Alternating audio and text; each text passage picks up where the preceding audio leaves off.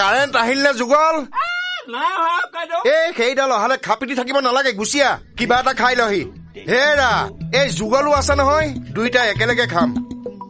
হাজাৰ হওক একে খেলৰ মানুহ, তাক এইনো কেনেকে খাওঁ কোৱাচোন?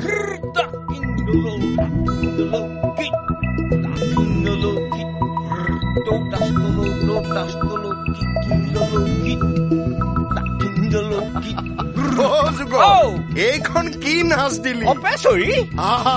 নতুন নাচ নেকি? মুদৈ গাঁও ভাওনা চালো। কাইদেউ কি নাচ, কি খোলৰ চেও, একেবাৰে গা উঠি যায়।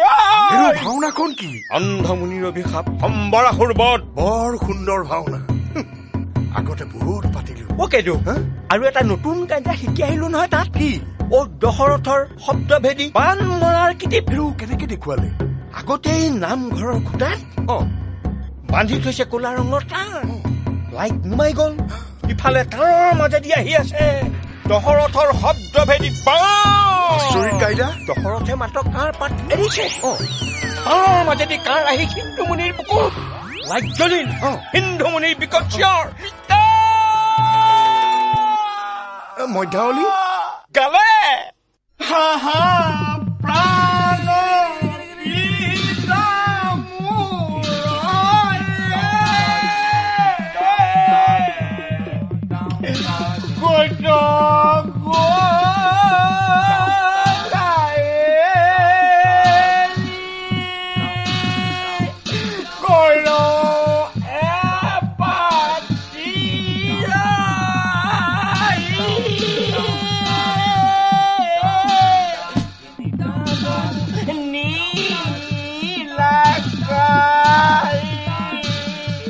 এবাৰ মই লৈছিলো দশৰথৰ ভাও। মইতো সেই কাৰণে কৈ আছো কোৱাইদেউ যে আমাৰ গাঁৱৰ নাম কীৰ্তনীয়া খেলে ৰাইজৰ চকুত চমক লগাকে এখন ভাওনা পাতক। মইতো খুদ লাইট ফকাচিঙত আছোৱেই, লাগিলে দুই এটা ভাৱৰীয়া বাহিৰৰ পৰা হায়াৰ কৰিম আকৌ। আমাৰ মুখাই আকৌ ৰাতিহে সাত হাল বাই। কাইদেউ বামুণীয়া খেলে এইবাৰ দুৰ্গা পূজা পাতিব, ভাওনাও পাতিব। হয়নে? তেতিয়া আমাৰ নাক কেইটাক ক'ত লুকুৱাই ৰাখিবা এতিয়াই চিন্তা কৰা। চিন্তা কোনফালে কৰিবি? ভাওনাৰ চিন্তাই কৰিবি নে এই জীয়ৰী চিলাই মেচিন থোৱা এই ঘৰটো সজাৰ কথাই চিন্তা কৰিবি? সিফালে আকৌ কাৰেণ্ট নাই। নহয় মই মানুহটো হলো অকলশৰীয়া। কাইদেউ ভাগ্যে আপোনালোকৰ দীপালীহঁতে হৰগৌৰী আত্মসহায়ক গোট খুলি আমাৰ নাম কীৰ্তনীয়া খেলৰ সন্মানটো ৰক্ষা কৰিলে। হেৰ যুগল, পেপাৰতো ওলাইছে নহয়। কাইদেউ ভাওনাৰ ৰিজাল্ট কি হয় তুমি মোক দিবা। এতিয়া মই যাওঁ দ। যা যা।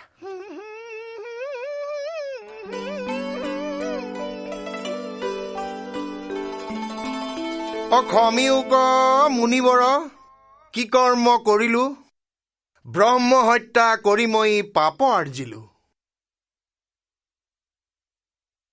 জয় মা কামাখ্যা।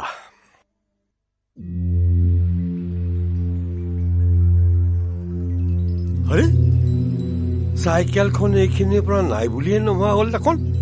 চাইকেলখন মোকো যে কেতিয়াবা লাগে ঘৰৰ এই মুখে নাজানে নেকি?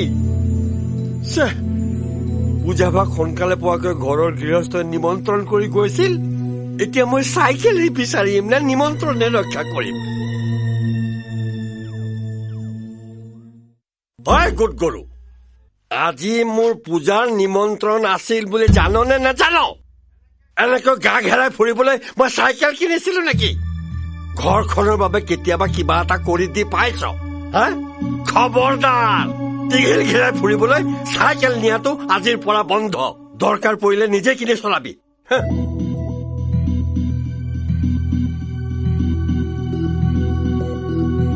দেখিলিতো হেমন্ত, সামান্য কথা এটাৰ কাৰণে দেউতাৰ আজি তোক বহুত কথা শুনাই দিলে।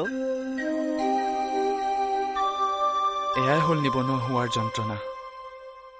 মোৰ যদি উপাৰ্জনৰ পথ থাকিলহেঁতেন তেতিয়া মোক দেউতাই ক'লেহেঁতেন, বোলো হেমন্ত, খোজ কঢ়াটো স্বাস্থ্যৰ পক্ষে ভাল। মই আজি পূজালৈ খোজকাঢ়িয়ে যাওঁ দে।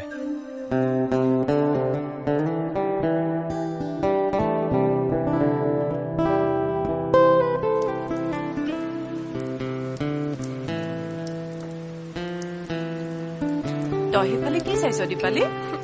বৰষুণৰ টোপাল। কিয়? ওলাই যোৱাৰ কথা আছিল।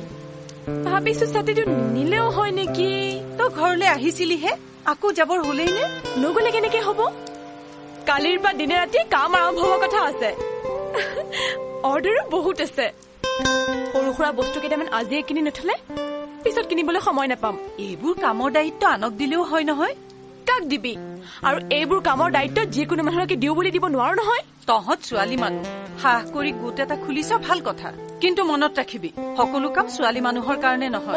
তেতিয়াহ'লে কি কৰ তাই কচোন। গাঁওখনত অতবোৰ ল'ৰা এনেই শুই বহি থাকে, সিহঁতৰে কাৰোবাক সহায় কৰি দিবলৈ কব নোৱাৰ।